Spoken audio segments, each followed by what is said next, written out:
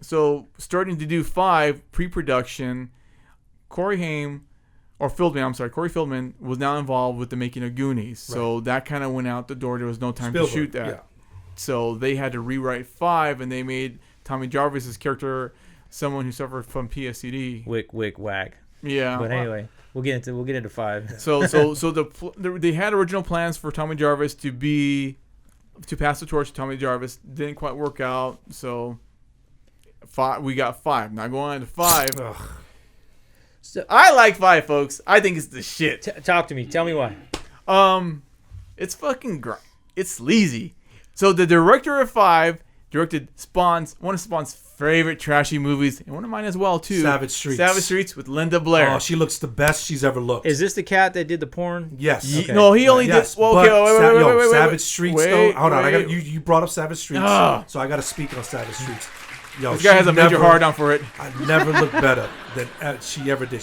Linda Blair. She was cute back in the day. I'm telling you, she looks the best. She was beautiful in Savage Streets. Okay. However, the scene was quite vicious, though. Right, it was still vicious. Oh my god, that movie was so trashy. I was like, yo, you in Savage Streets. You know, I couldn't get into as much detail as I wanted to because I met Linda Blair with my wife, but my wife understands Savage Streets, Linda Blair. If I had a time machine, you know, you have married men have that celebrity weekend pass or whatever. That would be my if I had a DeLorean. Do I get one of those, babe? A DeLorean to go back to '84. Linda Blair, Savage Streets. I guess I'm asked out on that one. All right, go ahead. Back to Jason. Friday 5. Wait. Let me touch on Savage Streets real quick. Okay. That movie is not for millennials. Not for anyone who's born after the 80s. That movie is vicious. Yes. Oh my lord. Every taboo breaks in that movie. That movie is pure trash and sleaze. Hard to watch. Yeah, I don't want to watch it. No, it is awesome. I co-sign it. It is awesome. You should watch it. It is awesome. It is a true grindhouse movie. What it is. Bullshit. That might have been something I remember as a kid. Some Linda Blair in her scene was her sister. Okay. You're talking about the one where she's in prison with the broomstick. That was on regular TV. What's that one called? That's called Beige Heat or something, or White Heat. Yeah, you look that up for me, brother. But okay, so here's the thing about Savage Streets. There's a scene in there where and you see it. They rape her deaf sister. Yeah, there's nothing. But the sister's the chick from Return of the Living Dead, right? Yeah. What's the actor's name? Demons. Like it's a brutal, like things you cannot show Blair today. Gets revenge. That's the best part. She doesn't just. I mean, she is vicious in this shit with this, and she had the crossbow. It is 20 years before Daryl from Walking Dead. She was rocking that crossbow. She becomes Death Wish in this movie, but it's definitely not for the faint-hearted. It is an 80s sleazy grindhouse film, and if you like those films, it's a great film. It's well made, but every taboo you can think of is broken in this film. Definitely not for the faint of heart. She looks amazing in it, though. Did I mention that by chance? I wasn't sure if I mentioned that. She looks perfect in that movie. Yeah, she looked really dope. Now going back to Friday 5, so director of that movie, and I forgot his name. I think it's Darren something. I apologize for forgetting your name. But he went and did 5, so 5 does have that sleaze factor in there. And as you spoke in the porn films, he only did 2 porn movies. And again, in the 70s, that was a big business. And porn was chic at one point in the 70s, and people would go see it. It was just normal film. It was one of those things he did in the 70s. It wasn't like he was like this big perv or anything. That being said, and that was the only couple films he had underneath his belt. So he got hired to do 5. Now, depending from what I seen in the documentary, Danny Steinman. Huh? Danny Steinman. Yes.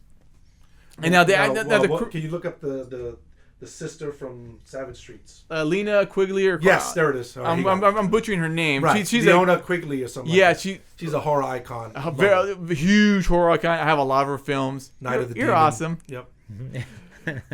Going back to 5, and one of the things about 5 was interesting. Depending on who you talk to, some crew members thought Darren was cool. It was Darren or what was his name again? Danny. Thought Danny was cool, and some of them did not like him at all. They said he would be all coked up shooting the film and what have you. How else do you film movies? It's in the 80s, right? I don't know one way or another, but I think both stories are pretty cool. I mean, like you said, the stories of the 80s of just like this whole decadent era. I kind of can appreciate that to a degree, but. He was, the kills were vicious. I liked the group on this one. I like how they did these kids. I like how they took the same idea of having these group of kids get slaughtered with different backgrounds. In this case, so now instead of having camp counselors or kids learn to be camp counselors or kids on a weekend treat or kids who were living by the lake, you had these kids who had mental issues. And there was like a a house to help him cope with that. A group home. And, you know, Tommy was sent to this to help rehabilitate himself for that. And so the movie starts off with the kill, and there is a swerve in it. And one of the things I like about this movie, this is the last grounded Friday the 13th film. Now, you talked about Jason being supernatural. Jason is dead in 5. He's absolutely dead in 5. Or is his ghost haunting Tommy Jarvis? Hard to say on that, because Tommy's constantly seeing Jason. Is it in his mind? Is he hallucinating? Or is he being haunted because of Pamela? Voorhees, you killed my son. You're going to be haunted by him always, because Jason's always there looking at him. No matter what he takes, he can't shake that, right? Mm-hmm. So Tommy's going through his own thing, and then you have this impersonator who is doing the same kills that Jason would do because of something that happened to his son. Now, till we talk about that spoiler about what sets it up? Yeah, okay, well, if you haven't watched it, too fucking bad. You wouldn't be watching this if you. This is true too. Still, if you haven't seen it, too fucking bad. So, spoiler alert. So the movie opens up. They're at the group home.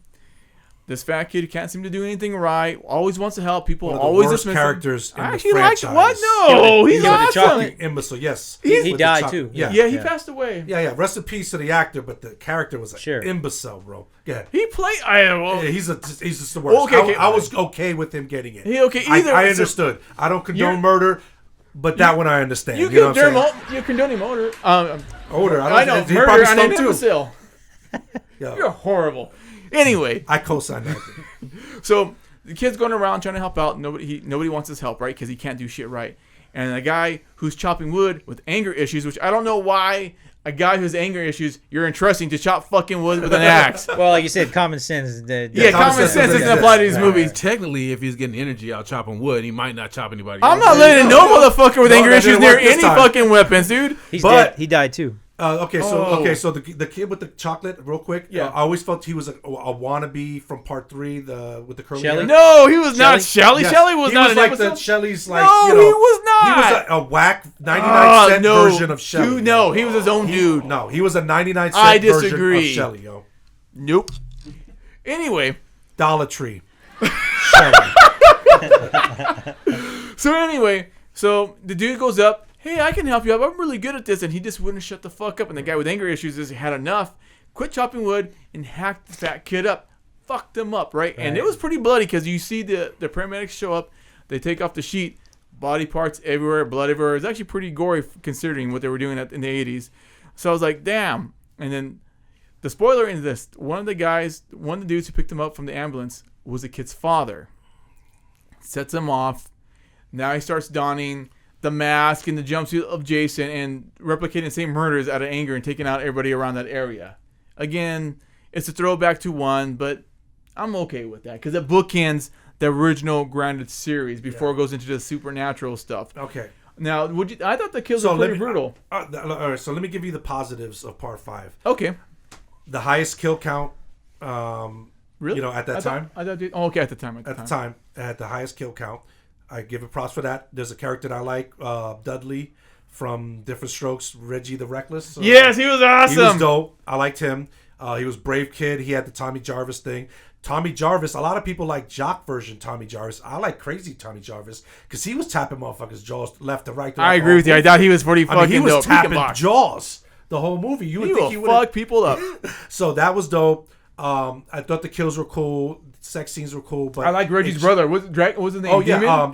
So Demon, he was dope. Demon from Return of the Living Dead. Yeah, he's like the same character from Return of the Living Dead. He was awesome. Have you ever seen Return of the Living Dead? Mm-mm. Oh, it's a great fucking movie. So Demon is almost the same exact character as he is in Night of the Living Dead. He was awesome. The same actor. Joanna Man, the guy who played Joanna Man. Oh, yeah. Oh, damn them enchiladas. That's right. Ooh, baby. Ooh, baby. He's in the band, right? I'm not going to... If I got the runs and fucking hot leather pants, I ain't singing for shit. Yeah, I ain't nothing to sing about. Because think about it. Nothing to sing about. If you're wearing leather pants... And you got to wipe your ass, and let's face it, you're already sweating. Now you got ass, shit, and sweat, and you got to put those... That's so fake Jason put him out of his misery, basically. Yeah, I would just be like, you know what? Just do your fucking work, because I'm not putting these fucking... Like, I'm sorry. never wear hot leather pants, and you get the shits, you're just fucked. Sorry. So I mean, that was it. Just didn't. It just doesn't do anything for me. The whole Scooby Doo ending, oh, it's Old Man Carruthers. When they take the mask off, really, it just was whack to me. I'm a meat and potatoes when it comes to my Jason, my Friday the 13th. It took me a while to really like the Pamela Voorhees. Remember what I was saying originally? Yeah, but you were younger then. No, I know. And I'm saying, even now when we went back and we're getting ready for the show, I'm watching it, and that one, to watch a slasher shouldn't be a chore. And to watch Friday the 13th, it shouldn't be a chore. And that one, to me, is still a chore. It was a chore. What did you guys think of the Corey Feldman part in the beginning? I like that. That was done in his backyard. It didn't feel inserted or... No. Well, you know what? It was hyped me up. Okay. I was thinking he was going to be in it. I think it added to Tommy's PSTD. I thought it was because it shows that he was still dealing with this, and I thought that was great, and it added to the character. As much as I enjoyed the group on this film, I like the characters, and I like the kills. I like the chick that dances by herself for some reason. Yeah, that was the old school Madonna, like pop locket. Relax. It was that was the phones. 80s. Yeah, there was no phones, so she was grooving, dude. That was dope. I was like, she was doing some like weird little dance and shit. Only something you get done like that in the 80s, but that was dope though. And she was kind of hot too. She was hot. She had that Madonna hotness. In like a perfect Friday the 13th universe, No, her and Crispin Glover would have got together and they had the best dance. I like the Madonna thing. I'm not. I had a crush on Madonna in the mid 80s. I thought like the whole fucking right. Hit me like a virgin, but all right. So let's. Okay, so he likes it. I hate it. Wait. Hold on. Now, let me tell you what part 5 probably just signifies. The whole who's that mom and her son cooking the soup. Oh God, that's so ridiculous. I like them. Dude, Jeffro. You can't even take that serious. Yeah. No, but you're not supposed to. But it's just in the like movie. in Halloween 5 with the police's music. The theme, right? So when the epitome of 5 to me, right, is that twosome, man, with the mom and the kid and the guy on the bike and just the way he talks. And it doesn't take itself serious. No one enough. upstate New York talks like Alabama hillbilly. So, anyways, that's just my thoughts on that. Nobody upstate New York talks like an Alabama hip redneck. Shout out to Tommy Jarvis when he picked dude up and threw him. Yeah. So now going with that, I did like the comedic element of it because at this time the movies aren't scary. They're supposed to be great popcorn. They're just good popcorn films if you're a horror fan. I will admit though, recently rewatching it with my girl, it did feel a little long in the tooth because it felt like I've been there, done that at the end of the movie. I've been there, done that one time too many. As fresh as it was also kind of repetitive in a way too, a little redundant, unfortunately, because they were working within that established formula. So I do like 5 a lot, but I can see why you feel like it's a chore watching it, and I think it's because you've seen what happened in 5 in 4 other movies. It adds some freshness to the formula, but it's the same basic formula. Okay. 4 is like the apex of Friday the 13th fandom, in my opinion. And to go to 5, it's just like it's just a major drop. Yo, you're just being a dick. There were some good scenes in there. Like, okay, so they're in the house, right? And what are we talking about? In 5, right? Friday 5. No, the kills are good. Some of the suspense was actually pretty good too. Okay, so when it's raining, they're in their house, and he starts marking the kids off in that group home. When the counselors is out taking Reggie to go see his brother Demon, he goes into the house and he works out the Madonna chick. Right. The guy with the stutter who's trying to talk to the chick like, I like you, and she was like, oh, yeah, right, buddy. I thought that whole scene right there had great suspense, and it was good. It was well executed. Dude on the motorcycle deserved to get his head lopped the fuck I off. liked him. I'm not gonna lie. So what did you think of 5? Be the tiebreaker. Yeah. It doesn't rank very high with me. I mean, it's below middle of the pack, I would say. Thank you. It's below middle of the pack. I have it above like one other one, and we'll talk about that other one that I have it above. Just barely. Little disclaimer: I didn't even get to 9, so you guys can take over that. He's gonna take over that one, and I'm gonna shit all over it. All right, let's go. All right, let's go to 6. Let me start off 6. Go ahead. 6 is, like I was saying, it's slowly becoming my favorite. Is that right? Yes. We watched it last time. I watched it maybe like 2-3 weeks ago. Me and Wifey. Wifey is not a big horror fan. Okay. So she sat down, watched it. She said, "You know what? This one is really good. Out of the ones that we've watched, I'm enjoying this one. 6. I like the Frankenstein aspect. When they dig up Jason's body, They hit him with the spike. He gets shot with the electricity. Frankenstein. Yeah. I like the Frankenstein little Easter eggs. Listening to Alice That Cooper. was done intentional too. Yeah. Alice Cooper, Young Frankenstein, and then the store was called Karloff's Market. See, I didn't know that until today. You told Yeah. me earlier. That's Yeah. interesting. And it's just to me, some of the best kills were just in 6 alone. He rips dude's arm off and he's looking at it. And that one's campy and funny. 6 kills it, my dude. But you weren't feeling the whole James Bond walking. I did like that. Is that right? I still like it to this day. All right. I thought it was fresh. I thought it was a smart movie. It's a fun movie. It's a fun 86 movie. And the way 86 to me was the apex of the 80s. It was just, everything was, that was an amazing year. Probably the best year. That was just, the music was good. Toys were good. Cartoons were good. Yeah. Wrestling was amazing. It was just a fun time. The 86 can do no wrong, right? Right. And then this one is a equivalent of that. Yeah, it was a great, fun movie. They knew what they were doing. They knew, okay, it's a 6 movie in this long series.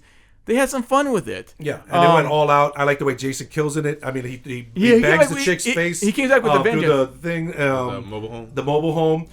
Slits the dude's throat while he's driving. No, he puts the knife through his head while he's driving. And it's just amazing kills. I think 6 is slowly becoming my favorite. I agree with E. I agree with E on this one. And here's the thing about 6. So now, again, wish Joe was here because I'm going to take his term. In my mind canon, this is how Jason came back.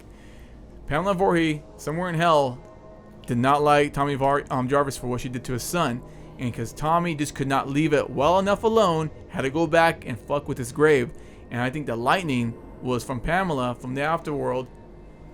It's a little too deep for me. Well, but that puts Jason as supernatural then. Right, now he's supernatural. Yes. And I think that, guys, because his mom gave him life again to come back. And if you don't agree with me, look at Jason versus Freddy. It was because of his mom in his head, Freddy playing the mom, Jason came back again. So I think because of there's a bad omen around Camp Crystal Lake because they even talk about it in 6. Like we had to change the name to like, was it something green or Smith's Green. Yeah, they wanted to get away from Camp Crystal Lake because it was a bad omen. Right. Tommy goes there, desecrates his cemetery, his resting place. So because of punishment for that, Pamela creates that storm and brings them back to life via the lightning. And all because Tommy could not leave it well enough say alone. that point that you told me on the phone we talked about? What Tommy's responsible for what? Tommy's responsible for the death and resurrection of Jason. Yeah. And again, 5, I know you guys don't like 5, but 5 is the middle chapter of another 3-movie trilogy that intertwines with the Tommy Jarvis trilogy with the with the resurrection of Jason trilogy. And this movie is great. The music was awesome. Music's dope. The name was actually renamed to Lake Forest Green. Yep, Lake Forest Green. And FYI, a mom that gives you life again after you die, that's a real mom right there. Yes. She gives you birth at front. See, I told you, the back to powerful life. women in the franchise. There we go. Mom will always look after you. Yeah, look out for mom just in case I die. You look out for me and bring me back. Right. If I got to kill some people. Oh, and then out of that, it upped the ante because all the time Jason's killing camp counselors, right? But never were there little kids there. He won't kill a little kid. And they talked about that in the documentary. Well, the writer and director said, you know what? He was never going to touch the little kids because in '86 I'm 10. I don't know that. So when I see Jason looking at the little girl, I'm like, oh shit. Because he understands, you know because Jason's life changed when he was a kid, and he sees that as he somehow relates to still being a kid. He won't attack the kids, and even what was his name, Tom Holland, the writer director of 6, said that. He goes, he was never going to harm those kids. That was never in our idea to have him do that. He's looking at her because that's what he sees himself as. That's what he can relate to. But he was never going to harm the kids. His beef will always be with camp counselors and adults that are in his area. Right. Yeah. So another thing that I love about 6 is that he kills Horseshack from fucking Welcome Back, Carter in the opening scene. That's Horseshack. That's right. Then he kills the dude from a Ghost in the in the Bug. In the Bug. And he's a ghost. So I was like, yo, he got 2 of my least favorite people in fiction in a matter of 20 minutes. And here's the thing too. 6 connects to 5 because they established that Tommy left the group home again. Wherever he's at now, he took him and his buddy, left that home and go, hey, we got to get back before they realize we're missing. So Tommy is still institutionalized. So was that a dream then? At the closing scene of part 5, where Tommy has the mask and he's like this. I think so. Well, it either could be a dream or he didn't do anything to the girl. We don't know. He I'm here to scare just you. like bitch. the end of 3. We don't know. Remember, she looks back up at the house and Jason's up there, and we don't know. And Right. So, and he's still laying in the barn though, right? Right. So that's back in 3. I think, and for 5, it was he's hallucinating again. Like he's still in his he's between the dream world and reality. Like he's just hallucinating the whole Jason thing. And because you go back to beginning of 6. He's still in a mental hospital dealing with his. And they escaped. Yeah, they escaped because he has to. He wants to burn. He thinks by burning Jason's corpse, he'll be rid of the nightmares. I was good with this Tommy Jarvis. Yeah. The jock one. He was also from Return of the Living Dead. Yep. Is that right? And Return of the Living Dead Part 2. I liked him better than the one in 5. You like him better than Yeah, us. that guy was Crazy. stale and dry But to he me, was. man. I mean, the character. Dude can fight though. I like when he picked dude up. And Yeah, threw yeah, him. yeah. That was cool. As man. a character, as an actor, I like Jock Tommy better, but nerd one in part 5. I liked all 3 Yeah, flavors because I thought they showed different sides of this guy who's been through a lot since he was a kid. There's a touch in 6 that I really like directing wise is those little tidbits where you see Jason actually moving fast through the woods. Yes, I love that. That's, to me, that was dope. I mean, I like mystery in our villains where Right. you don't maybe want to know everything about Right. him. But to see him moving in the brush like that real fast was Yes, cool. very swiftly. I love that shit. The kills, like that triple kill Yes. with the paintballers Yes. and shit. You know, Yep. that was cool. The set off, and we were watching that this morning. Right. When they're in the bug and they the stop, bug, yeah, and he's that just was dope, standing too. there and shit. And then she He just almost fails hit whatever. old girl on that take. I don't know if you guys Oh. saw. Yeah, because if you watch it, it pierces the windshield and moves over to her. She talks about it, I think, on Crystal Lake Memories. It almost got her. Damn. Yeah, that was crazy. So yeah, 6 was cool, man. Yeah, A I lot love of the 6. kills were It's good. slowly becoming Yeah. one of my favorites. 7, I dig 7 too.